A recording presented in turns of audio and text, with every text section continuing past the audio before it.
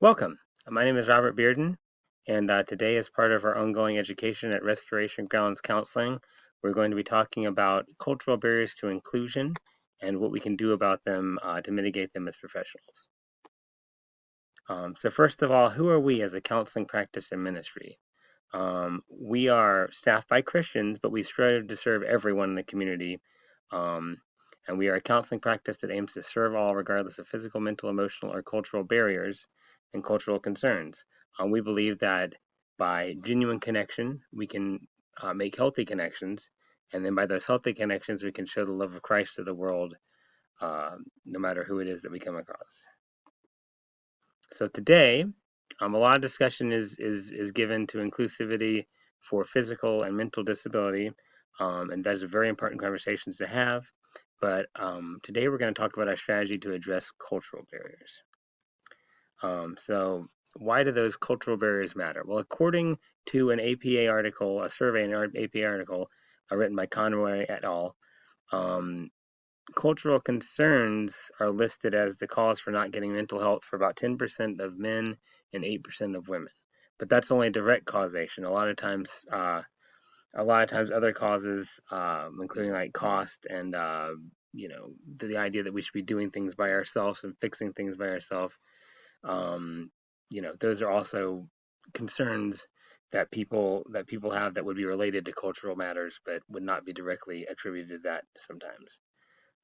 So those problems are often culturally motivated at their core, and it requires us as professionals to understand other cultures in a more in-depth way. So some of the cultural challenges we can come across. A paper by the National Institute of Health by Leong and Kalabet-Seva uh, provides a discussion of some of these, and I've sort of listed some of them here for us. These are just some different barriers I picked out that we need to be mindful of as we provide mental health access across a diverse population. First of all, stigma. Many cultures looking at asking for help as weakness, and many cultures downplay the importance of talking about emotions. It's seen as like weak or undesirable, and we should man up and we should do things ourselves. And just understanding how to lean into that, this sort of resistance to reach out for help, this would be a challenge in a lot of cultures. There's not one particular one that this applies to. According to Long and Kalabet-Seva's article as well, among Asian, Hispanic, and African Americans, it is often believed that a mental illness can be treated or overcome through willpower, heroic stoicism, and avoidance of morbid thoughts, rather than by seeking external professional psychological help. So this stoicism sort of plays into this idea of your individual power and your ability to overcome things in your culture. And likewise, a lot of cultures, particularly Asian American cultures, but also other ones as well, have this sort of collectivism ideas that run through their culture. It's an environment where the individual's well-being is believed, uh, basically devalued against the needs of the greater community. According to the study by Long Kalabetseva, bringing attention to individual needs is often construed as being selfish. And also, the disclosure of personal problems or family dysfunctions to strangers like us is highly discouraged in collectivistic cultures. So, a lot of times, those mental health problems are considered to be something that will cause the family to lose face as a whole, and they'll be shamed because someone in the family is facing those problems. Also, studies have shown that the likelihood of a misdiagnosis is greater for African American clients than for their Caucasian counterparts as a result of cultural insensitivity among the treating clinicians and the invalidity of diagnostic instruments that were standardized with predominantly Caucasian samples. All that to say, this was a quote from the Leon paper as well, that there's a perception among African Americans that if they go to a mental health professional, they will not receive adequate care or sensitive care, or it's going to be biased care. And the reason they feel that way is because, statistically speaking, it's true.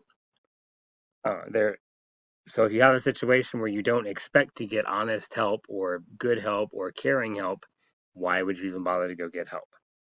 Why go to the trouble to make yourself vulnerable to someone that's not actually going to put effort into helping you. So those are some of the challenges that we face.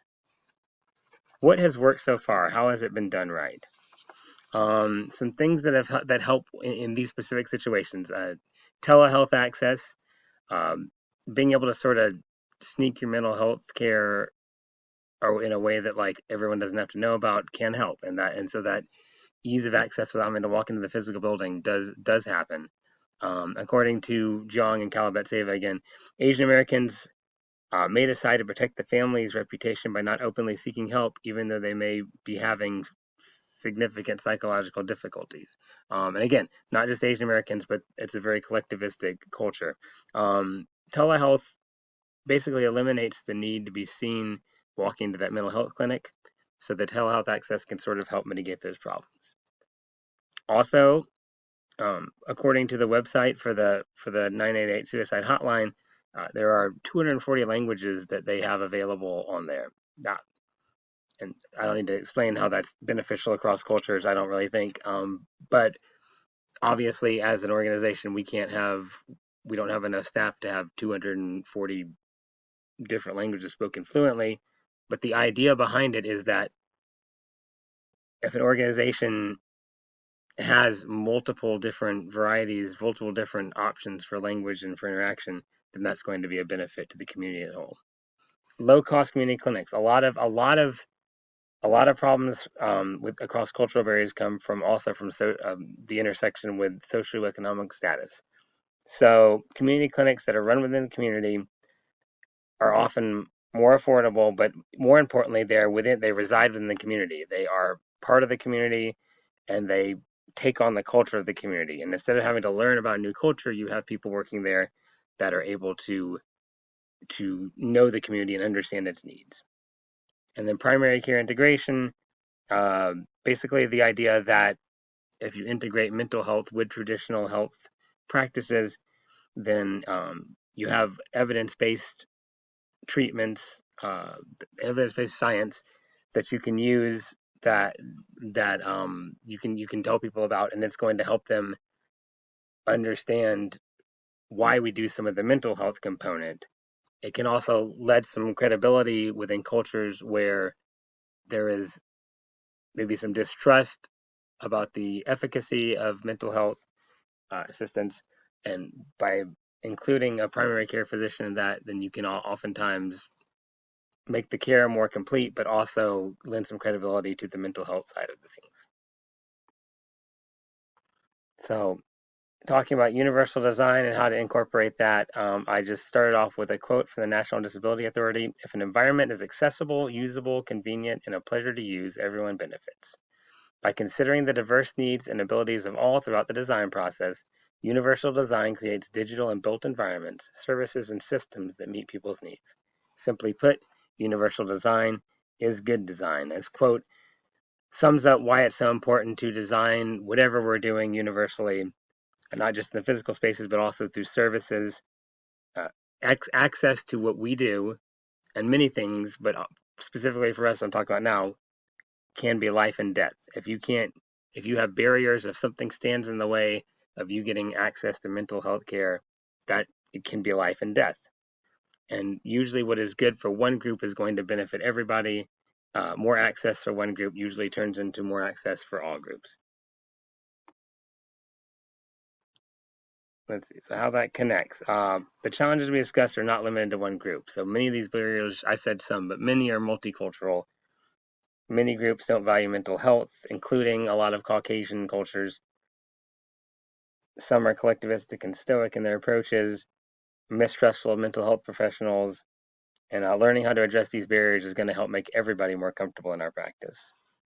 If you increase access, that increases use, and as someone is using our services, then the stigma will decrease as they experience, and that, of course, is a big idea behind this. Simply put, if we allow people to use mental health services, then they will see the mental health services working. But that has to be worked from both sides. We have to make sure that if we are doing things in the community to bring more people in and getting more people access and helping more people get access to our services, we have to make sure that they're ready to go and that they are going to be useful and practical for everyone around us, any guy that comes to the door.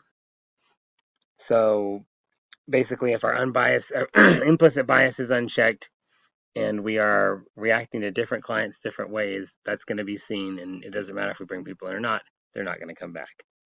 Trust is a universal issue. There's a lot of misinformation out there about our profession. There's a lot of ideas about what a profession does, and these different cultural norms can play into those, but they are out there. And by doing some of the things I'm about to talk about, I feel like we'll be able to create a situation where we are able to address those, and it will help reassure everybody. So the first thing we're going to talk about is a multicultural focus. Now, I found something on the Seattle Neurocounseling website. It's a practice in Seattle that's very big on multicultural practices. The process starts with being culturally aware and sensitive as you perform your job. So you go into each interaction with that thought in the back of your head. It sounds simple, but not a lot of people do it. And then it also means that you implement specifically tailored interventions that are culturally relevant to your client, which also means that we as a practice are going to have to make sure we're staying up to date on what is relevant and on different cultures. And finally, it's a commitment to continuous learning, kind of what I was getting at, self-awareness and personal reflection. So not only am I constantly learning about other cultures and about how that relates to our field, but I'm also reflecting inward and making sure that I'm checking my biases and my assumptions, and that I am moving forward in a way that is going to address that. The second way that we as a practice I feel like we can make ourselves more accessible culturally is through language barriers. And like I said, it's not feasible, it's not possible. We don't know people, we don't have people working for us that speak 240 different languages, but we do have some diversity in our staff to the point that some people speak different languages. And moving forward, hiring decisions, I think we need to move forward uh, basing our hiring decisions on language fluency. And I also think there's going to be a need moving forward to make sure that our materials and information are in accessible ways, not only that in different languages, but also with the use of pictorial signage to help make sure that if someone struggles with reading comprehension, that they're also able to communicate and to understand the information that we need to convey to them. And then representation, and this is one of the biggest issues with counseling as well. As I mentioned in the previous slide, we want to have some diversity in our hiring practices for language, but also we need to support efforts to grow diverse representation, both through our hiring, but also through community interaction. I think it's important for us to get out in the community as a practice, let the community know that we're here, that we're part of the community, that we belong to the community, we care about it. I also think that one of the ways we can get out is that we can encourage the up and coming generation of kids, teens that are looking for a career, is particularly people of color, to get into counseling. According to Kalabetseva's paper, in 2006-2007, 34,957 European Americans were enrolled in full-time PhD psychology programs, in comparison to 3,900 African Americans, 3,999 Hispanic Americans, 3,145 Asian Americans. That's a pretty big difference. And so you get a deficit there that has very real implications. And those implications are when folks that are of a minority go into a counseling practice and all I see are white people to talk to, it's not a bias so much as just is this person going to understand me and what I have to say? And a lot of times that is a reason also that people do not get mental health help, is because they don't feel like anyone's going to be able to relate to them. And so I think it's important for us to pour into the community and encourage the next generation of people of color to get into this field where they can do a difference in their own communities. And together we can link arms and all sort of help all the communities around us. So I looked up Seattle Neurocounseling. I mentioned that already a little bit. It has a strong focus on multicultural counseling and an intentional approach to counseling that considers cultural influence.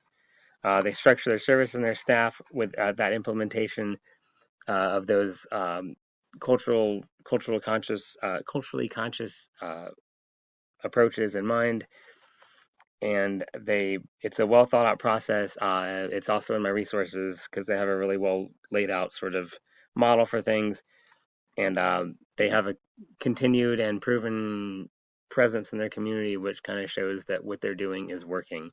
So it made me assume that this would be a good example of something that worked that I can look to. All right, the opportunity is there for us to address our community in a more culturally sensitive way. And we have the ability to ensure more people are getting the help they need, first and foremost, as working professionals, as mental health professionals. That is what we are in this field to do. And we can continue to make our practice a place where everyone feels comfortable by addressing people within the culture they're in as well. The real change is possible, but we have to start now because it takes time to change. Particularly trying to encourage the up and coming generation is not something that's it's not a band-aid. It won't fix things tomorrow, and it's something we need to work towards. But the sooner we reach out and we start trying to encourage the community at large about this, the better the results will be down the road. So we have to commit now to making these changes, and I hope you will join me in implementing these changes in our practice moving forward. Here's the resources. I did not mention that the one from the Seattle Neuroscience, but it is in the reference list at the end, so you can look that up. I also found the framework for multicultural social justice counseling competencies. It's put on by the American Counseling Association and the Association for Multicultural Counseling and Development. It's a nice little framework of just things that you should be competent in as a mental health professional. And then there is a free e-learning course that's also a great resource from the U.S. Department of Health and Human Services at Think Cultural Health. So it's very much focused on the cultural aspect of things, and it's a great resource as well. All right, thanks for listening. Thank you for your time. I hope I've inspired you, and have a great day. Here is my reference list. Thank you.